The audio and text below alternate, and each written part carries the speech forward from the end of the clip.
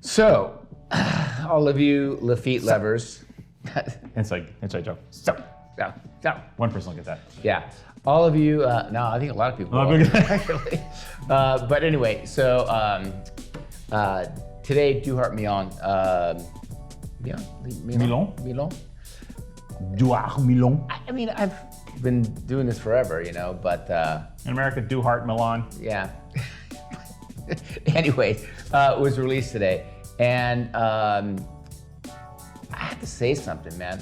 This is a really surprisingly Duhart for me when we tasted it. Yeah. And we tasted it like first thing in the morning. It was like, worst time. We just brushed our teeth. We have to do double takes. Good thing that, they were really cool at, Lafitte. And healthy with the pours. Yeah, they gave us Thanks, some nice Lafitte. big pours, stuff like that. Because at 9 a.m. in the morning, you're like, oh great, we're gonna taste Lafitte and 9 in the morning. And we'll in Karawads and Duhart. But I will say the one thing about Duhart that really shocked me was the vibrancy and the fruit and the lushness in the wine.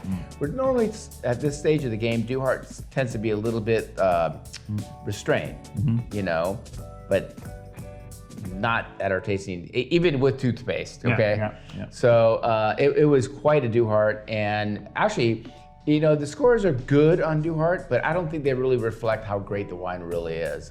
I think a lot of people went tasting at Lafitte at 9 in the morning, man. And plus, the thing is, the House of Lafitte, these are wines that you almost have to guess where they're going, right? Right. The Rothschilds have always been like restraint, elegance, finesse.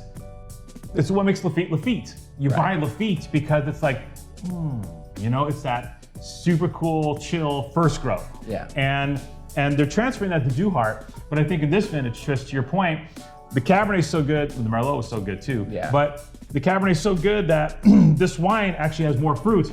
I mean, maybe almost a little bit embarrassed by it, but I don't think so. No. The wine showed fantastic. 78% Cabernet in the blend this year, and the rest is Merlot, right? 78-22, right? Yeah. 78-22. So, and the thing is, everyone talks about how good the Merlot was on the left bank. Like Neil Martin's report came out today, and Neil Martin was talking about it. Everyone on the left bank was like, Merlot. Really, like, all the first growths outside of Aubryon are at least 92% Cabernet Sauvignon in this vintage. Right.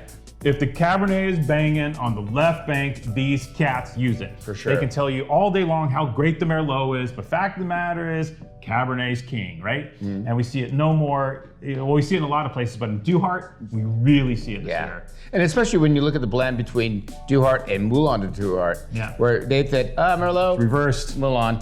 Yeah. So they know. And it was interesting because actually in their writing, they're like, okay, are we really in Pauillac? Is this really the Cabernet from Pauillac? Yeah. Because I think they're so shocked that at the richness of the Cabernet, they're just like, damn. Where are you gonna put it? In the Grand Vin. Exactly. I mean, one of the best Duharts from barrel that we can remember tasting. Totally. Not to mention the fact the Rothschild family has made intensive investments in the vineyards that work with Duhart, that go into this wine. The investments are palpable, they're tactile, you can see them, you can touch them, you can feel them, you can taste them. And I think in this case, it makes for one of the most compelling Duharts we tasted. In fact, it matters, we were tasting all 4 wines on the table. Yeah. And Duhart and Karawad. Yeah. And Karawad's, Duhart is $80 and Karawad's is $200 and something. $80 or something. I think they were, how do I say this politically correct? Uncomfortably close to each other qualitatively this year. Does that make sense? Oh yeah. That does. Okay, we'll go with that. Yeah. Duhart Milon is uncomfortably close in quality to Karawad de Lafitte this year. Is that means a buy for us?